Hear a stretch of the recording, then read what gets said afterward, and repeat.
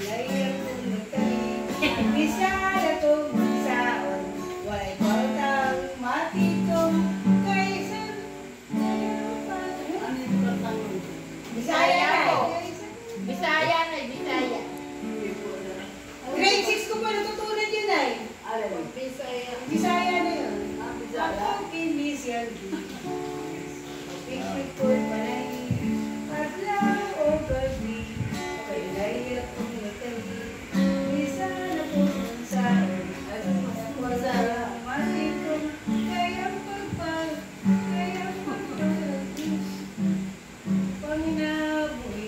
Ano yung sa'yo yan? Yung mananahi. Oh. Yung panginabuhay, hanap buhay. Oo. Yan, tinabuhi. Adlaw gabi, ibong gabi, araw gabi. At gabi, siya nananahi. Kasi yun lang ang kanyang hanap buhay. Hindi pala yan, ano?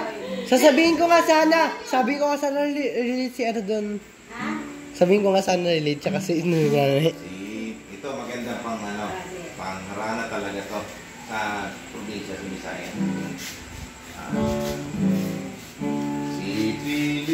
Si Pilimon ng kadagatan, nakakuha og isdang tambasakan, gibaligya sa merkadong guba, ang halin puros kura,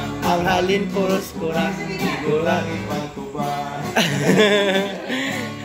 Ano yung sabihin yan? Si Pilimon, namingwit siya. sa kadagatan. Sa dagat. Ngayon, kunti lang nahuli niya, binenta niya. Binenta. Yung kanyang pinagbilhan, pambili lang ng tuba. Oh. Yeah, that's it. Ayun. Ha? Magkano raw? Pang-Amerikano. Naku, English, pastor.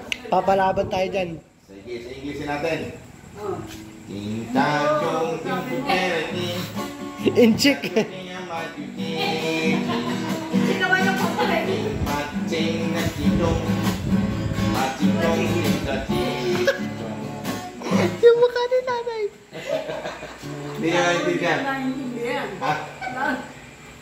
Chinese yun lang. May matching pa. Magaling kayo sa matching, ano? Sa matching. Naintindihan mo yung nanay. Yung mahina na nga yun na matching ka mo. Yung matching lang naintindihan eh. Okay. Masakit ng aking mata. Thank you guys. Thank you. Hindi ko pala yung lamin kayo.